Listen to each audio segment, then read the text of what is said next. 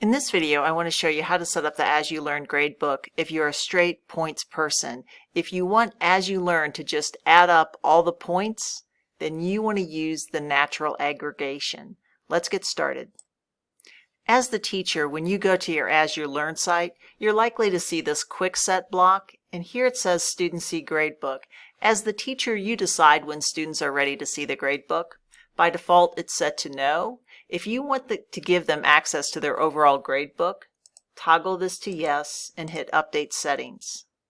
That provides a grades link for student off to the side so they can see how they're doing overall. When you're ready to set up your gradebook with a points system, you're going to go under this gear and go to Gradebook Setup. On the Gradebook Setup page, on this very top line, it's a light blue color. If you go to Edit Settings, here you select your aggregation, and we have 4 types of aggregations available. Mean of grades is going to average.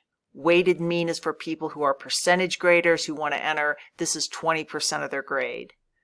Simple weighted adds up scores, divides by points possible, and ends up with a percentage. But natural is what you pick if you just wanted to add everything up. Here you can also check exclude empty grades. So if you're working on they earn 1,000 points over the semester and you want them to see here's where you are in relation to that 1,000 points that'll ultimately be possible, you would uncheck this box. If you leave it checked, it might say you have 55 out of 75 points. It's more of a running total. So you need to decide if you want to check or uncheck that. If you make any changes, scroll to the bottom and hit Save Changes. You'll get the recalculating message. Just click Continue. Now, with points, it's the easiest aggregation in so many ways because you can see my course total went from 100 to 513. So it literally is just adding up everything that you see. At the bottom of this page, you have the option to add a grade item or to add a category. If you click Add Grade Item, what you're doing is just creating a column in the gradebook. So here I created something called Exam, and let's say I want this to be worth 200 points. Basically, with a grade item, you give it a name and a point value and hit Save Changes. Click Continue, and now you can see where my course total has really jumped up. Also, if you're a points person, it's really easy to make something worth extra credit. So as you scroll down, I've already created this item called extra credit with 3 points.